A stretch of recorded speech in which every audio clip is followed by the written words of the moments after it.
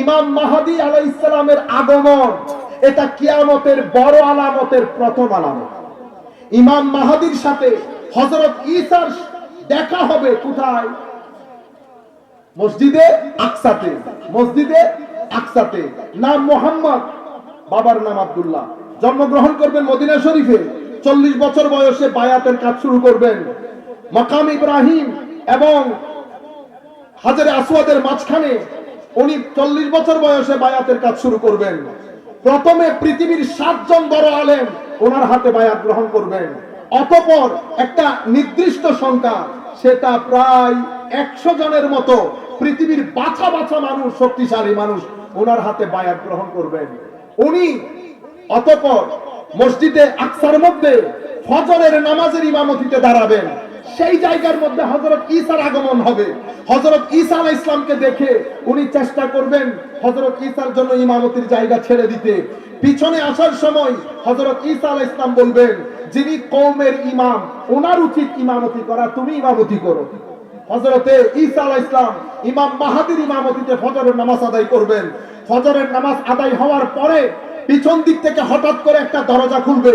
সেই দরজার মধ্যে দাজ্জাল, কে? দাজ্জাল। দাজ্জাল দরজা খোলার সাথে সাথে 30,000 ইহুদি নিয়ে দাজ্জাল দাঁড়িয়ে থাকবে। হযরত ইমাম মাহদী এবং হযরত ঈসা আলাইহিস সালাম ইনারা বিশাল সৈন্যবাহিনী নিয়ে বাবে লুত নামক জায়গায় যুদ্ধ করে দাজ্জালকে হত্যা করবে। মসজিদে আকসা বিজিত হবে। এভাবে হযরত ইমাম মাহদীর কার্যক্রম শুরু হবে। এখান থেকে এটা কিয়ামতের বড় আলামতের প্রথম আলামত। এরপরে সাথে সাথে ইয়াজুজ এবং মাজুজ বের হবে। ইয়াজুজ এবং মাজুজ, এটা ওই সময় ইমাম মাহদী আলাইহিস সালামের আগমন। এর পরবর্তীতে মদিনা শরীফ, আমার নবীর সোনার মদিনা গায়রা আবাদ হয়ে যাবে। ঠিক আগের মতো খেজুর গাছের বৃক্ষ গেরা আমার নবীর মদিনা শরীফ হয়ে যাবে, গায়রা আবাদ হয়ে যাবে আমার নবী। এবং এইটা কিয়ামতের 40 বছর আগে। এগুলো সব হাদিস শরীফগুলো আমি কালকে বা পরবর্তী পর্বে বলবো ইনশাআল্লাহ। এই ঘটনা ঘটবে 40 বছর পর্বে। অতঃপর কাবা শরীফ ধ্বংস হবে। পশ্চিম দিক থেকে সূর্য উদয় হবে। পশ্চিম দিক থেকে সূর্য উদয় হওয়ার আগের রাত অনেক লম্বা হবে। রাত ফুরাবে না। মানুষ দান করত বাম পাশ করবে, রাত ফুরাবে না। সকাল হতে হতে সূর্য পশ্চিম দিক থেকে উদিত হবে। হাফ ডে পরে সূর্য আবার ডুবে যাবে।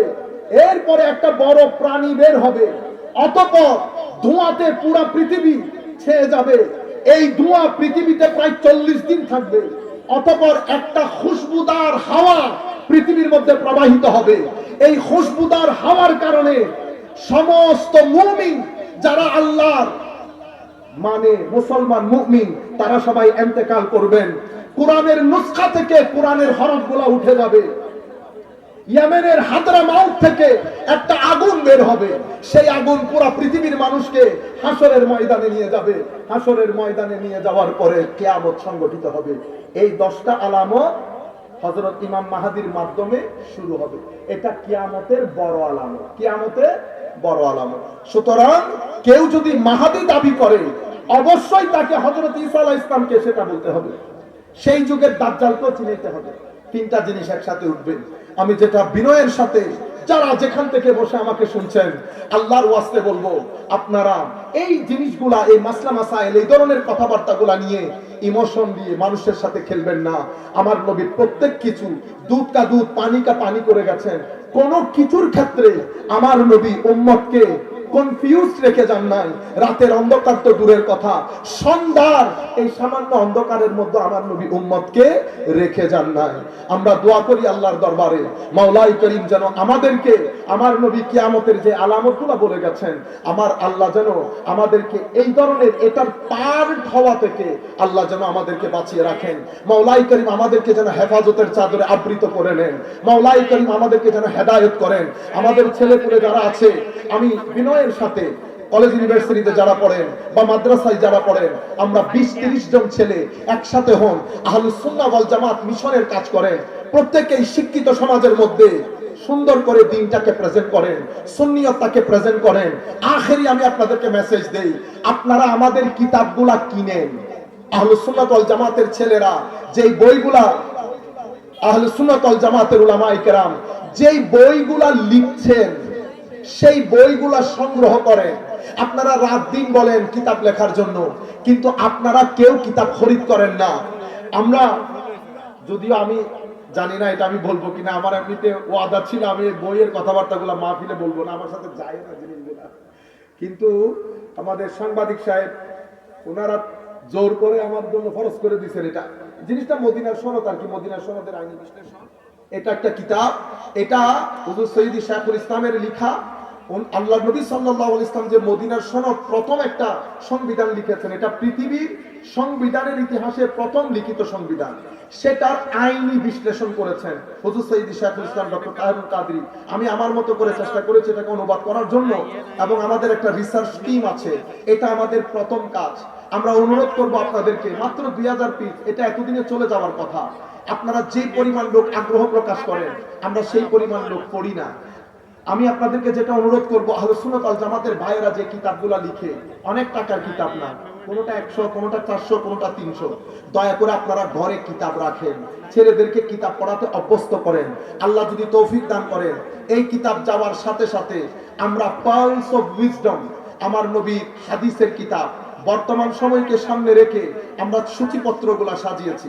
ইসালে সব কেন করবেন সেটাও পাবেন, ঈদে মিলাদুন নবী কেন করবেন সেই সংক্রান্ত হাদিসগুলো থাকবে। আমরা পুরা এটা হাদিসের কিতাব, 250 থেকে 300 হাদিস থাকবে। এটা আল্লাহ যদি তৌফিক দান করেন, আমার মনে হচ্ছে খুব দারুণ একটা কাজ হবে। এই কিতাবের পরে আমাদের তৃতীয় কিতাব, এগুলো সব রেডি, আকীদার কিতাব। এর পরবর্তীতে তাসাউফের কিতাব আসবে। এর পরবর্তীতে আমরা আমলে নাজাত এবং মকসুদুল মুমিনের আদলে মিনহাজুল আমল 90% কাজ শেষ হয়ে গেছে আলহামদুলিল্লাহ। এটা একেবারে বর্তমান সময়কে সামনে রেখে খুব ছোট করে 600-700 পেজের মতো বা 500 পেজের মতো করে হবে। অসাধারণ একটা বই কিতাব হবে যদি আল্লাহ তৌফিক দান করেন। এই কিতাবটা আসবে। ইমাম গাজালির কিছু কিতাবও অনুবাদ হয়েছে। এখন আমরা চাচ্ছি একটার পর একটা হতে। আপনাদের কাছে অনুরোধ করব, শুধু এই কিতাব কিনবেন বলে কথা না, আহলে সুন্নাত ওয়াল জামাতের বাইরা যে কিতাবগুলো লিখছে আপনারা বইগুলা কিনেন। মনে রাখবেন, আপনি যদি, এটা বিজ্ঞানের যুগ, এটা পড়ালেখার যুগ, আপনি যদি ঘরের মধ্যে বই রাখেন, ছেলেরা বইয়ের প্রতি একটা টেন্ডেন্সি আসবে, বইয়ের সাথে পরিচিত হবে। আপনারা যদি নিজেরা না পড়েন, বই নাই রাখেন, তাইলে আপনি আপনার জানা জিনিসগুলো আপনার পরবর্তী প্রজন্মের কাছে পৌঁছাইতে পারবেন না। বই একটা অসাধারণ জিনিস, বই পড়ার জন্য এটা নিজের মধ্যে একটা অভ্যস্ততা তৈরি করেন, জীবনও বুড়ো হবেন না, কখনো বোরিং সময় আসবে না। এই কাজগুলো আপনারা করেন, আল্লাহ আমাদের সবাইকে তৌফিক দান করুন। আরেকটা মূল কথা যেটা বলতে চাচ্ছি, আগে আমাদেরকে শিখতে হবে। আপনি না শিখে মানুষের সাথে ডিবেট করতে যান, তখন নিজেও ডুবেন, আমাদেরকেও ডুবান।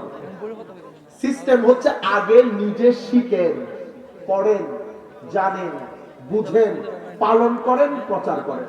Very simple. শিখেন মানে জানেন, বুঝেন, জানার পরে বুঝতে হয়, বোঝার পরে মানতে হয়, মানার পরে প্রচার করতে হবে। আপনি যদি একটা ইদার উদার করেন, ধরা খেয়ে যাবে। মিশনের কাজ আমরা যারা করব, আমার ভাইয়েরা, বর্তমান সময়ে সবচেয়ে উত্তম কাজ আমার নবীর দ্বীনের কাজ করা। এমন বরকত পাবেন যদি ইখলাসের সাথে করেন, নিয়ত নিয়ে করেন, রিজিকেরও কোনো সমস্যা হবে না। দুনিয়ার জীবনে সম্মানও পাবেন, টাকা পয়সাও পাবেন, আখিরাত সুন্দর হবে যদি আমার নবী খুশি হয়। এটা উম্মতে মুসলিমার পরন্তির যোগ। প্রত্যেকে যার যার অবস্থান থেকে মনে রাখবেন, আমার আল্লাহ বুড়া হয়ে যায় না। আমার আল্লাহ সেদিন যেমন ছিল আজকেও তেমন। সেদিনও সহযোগিতা করেছে, আজকেও সহযোগিতা করে আমার আল্লাহ। প্রত্যেক রাতে আমাদেরকে এসে জিজ্ঞেস করে আমরা কেমন আছি।